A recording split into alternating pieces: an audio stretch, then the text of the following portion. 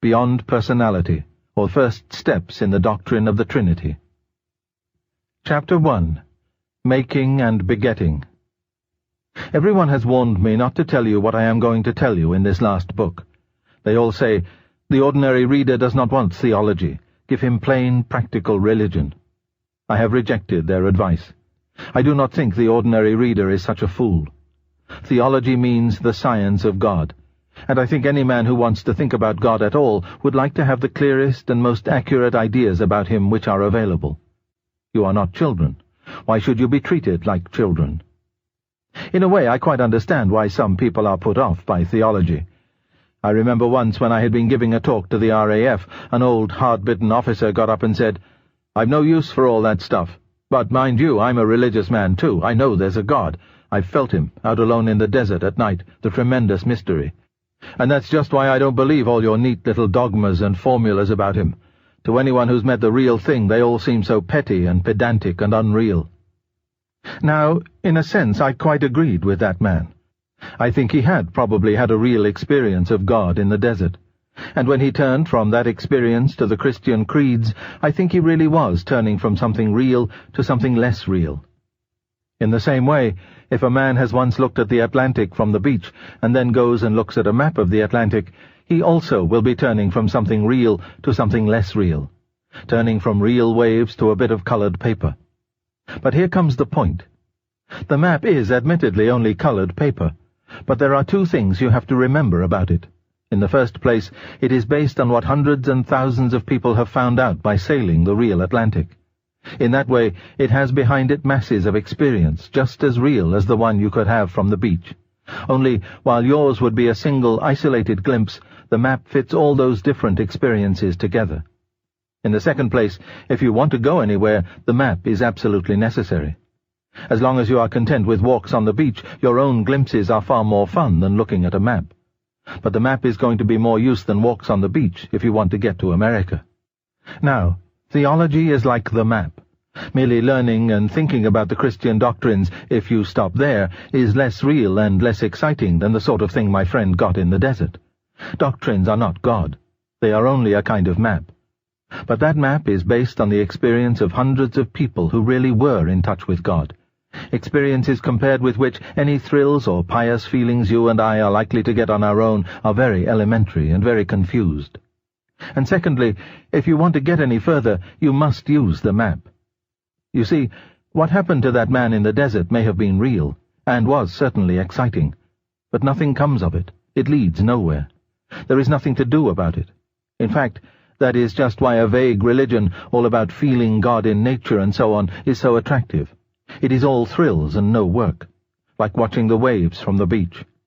But you will not get to Newfoundland by studying the Atlantic that way, and you will not get eternal life by simply feeling the presence of God in flowers or music. Neither will you get anywhere by looking at maps without going to sea, nor will you be very safe if you go to sea without a map. In other words, theology is practical, especially now. In the old days, when there was less education and discussion, perhaps it was possible to get on with a very few simple ideas about God.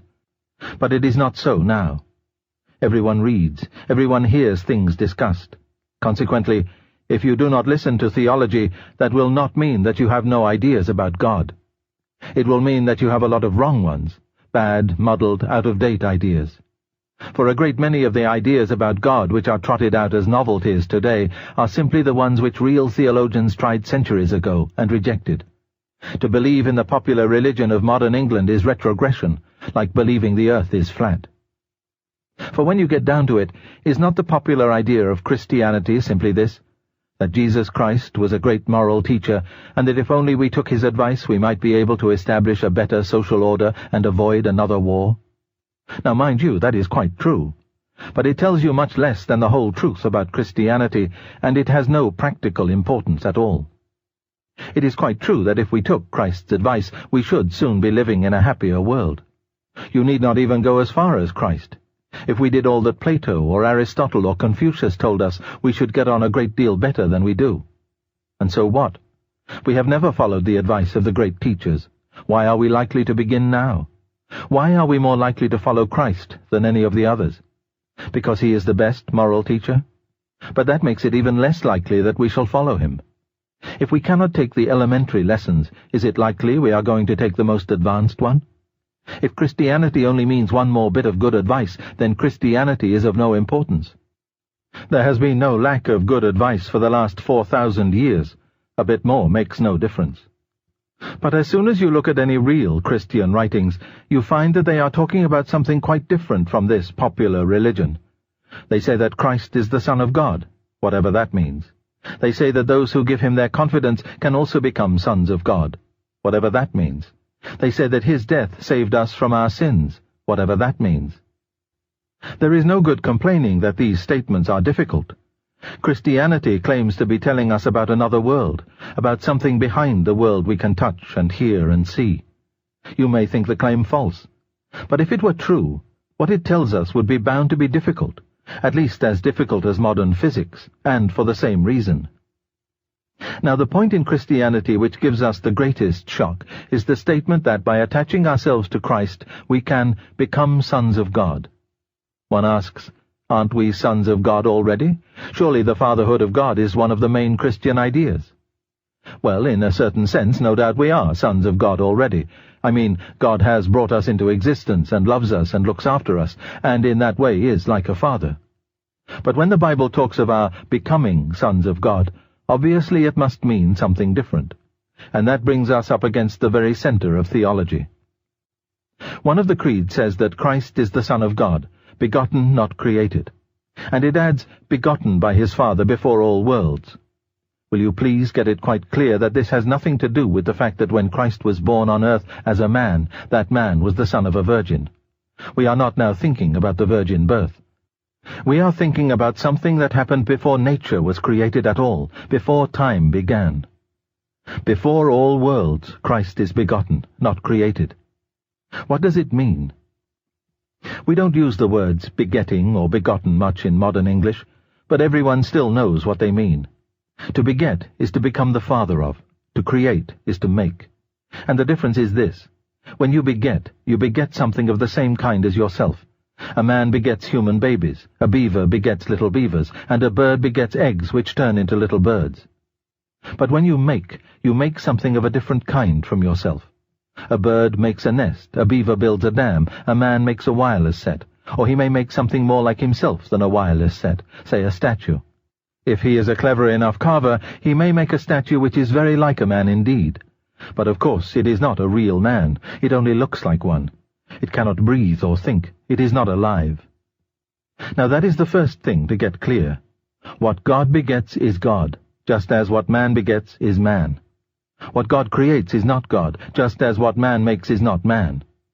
That is why men are not sons of God in the sense that Christ is. They may be like God in certain ways, but they are not things of the same kind. They are more like statues or pictures of God. A statue has the shape of a man, but it is not alive. In the same way, a man has, in a sense I am going to explain, the shape or likeness of God, but he has not got the kind of life God has. Let us take the first point, man's resemblance to God, first. Everything God has made has some likeness to himself. Space is like him in its hugeness. Not that the greatness of space is the same kind of greatness as God's, but it is a sort of symbol of it, or a translation of it into non-spiritual terms. Matter is like God in having energy, though again, of course, physical energy is a different kind of thing from the power of God.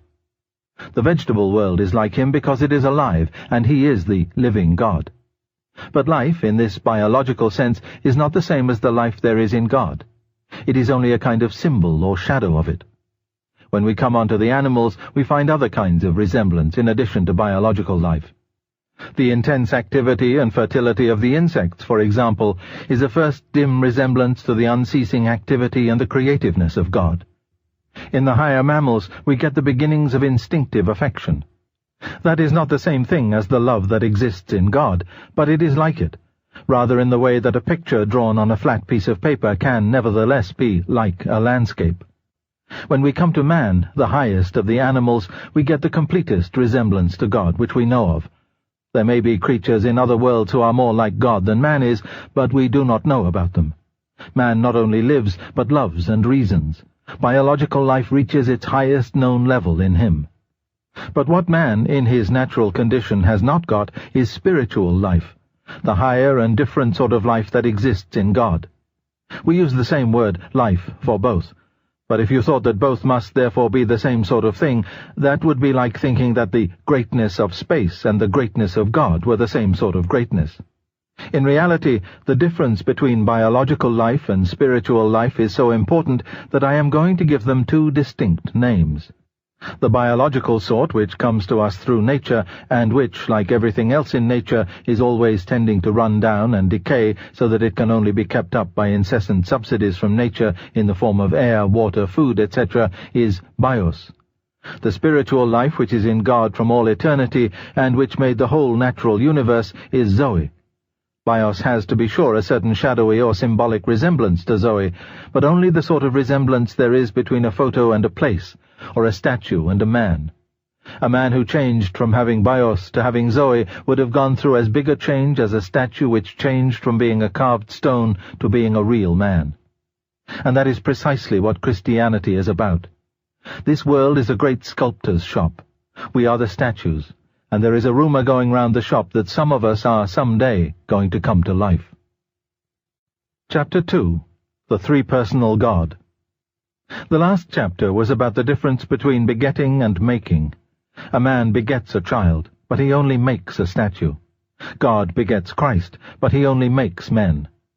But by saying that, I have illustrated only one point about God, namely that what God the Father begets is God, something of the same kind as himself. In that way, it is like a human father begetting a human son, but not quite like it. So I must try to explain a little more. A good many people nowadays say, I believe in a God, but not in a personal God. They feel that the mysterious something which is behind all other things must be more than a person. Now the Christians quite agree, but the Christians are the only people who offer any idea of what a being that is beyond personality could be like. All the other people, though they say that God is beyond personality, really think of him as something impersonal, that is, as something less than personal. If you are looking for something superpersonal, something more than a person, then it is not a question of choosing between the Christian idea and the other ideas. The Christian idea is the only one on the market. Again, some people think that after this life, or perhaps after several lives, human souls will be absorbed into God. But when they try to explain what they mean, they seem to be thinking of our being absorbed into God as one material thing is absorbed into another. They say it is like a drop of water slipping into the sea. But of course, that is the end of the drop. If that is what happens to us, then being absorbed is the same as ceasing to exist. It is only the Christians who have any idea of how human souls can be taken into the life of God and yet remain themselves. In fact, be very much more themselves than they were before. I warned you that theology is practical. The whole purpose for which we exist is to be thus taken into the life of God. Wrong ideas about what that life is will make it harder. And now, for a few minutes, I must ask you to follow rather carefully. You know that in space you can move in three ways, to left or right, backwards or forwards, up or down. Every direction is either one of these three or a compromise between them. They are called the three dimensions. Now notice this. If you are using only one dimension, you could draw only a straight line. If you are using two, you could draw a figure, say a square. And a square is made up of 4 straight lines. Now a step further. If you have 3 dimensions, you can then build what we call a solid body, say a cube, a thing like a dice or a lump of sugar. And a cube is made up of 6 squares. Do you see the point? A world of 1 dimension would be a straight line. In a 2-dimensional world, you will still get straight lines, but many lines make one figure. In a 3-dimensional world, you still get figures, but many figures make one solid body. In other words, as you advance to more real and more complicated levels, you do not leave behind you the things you found on the simpler levels. You still have them, but combined in new ways, in ways you could not imagine if you knew only the simpler levels. Now, the Christian account of God involves just the same principle. The human level is a simple and rather empty level. On the human level, one person is one being, and any 2 persons are 2 separate beings.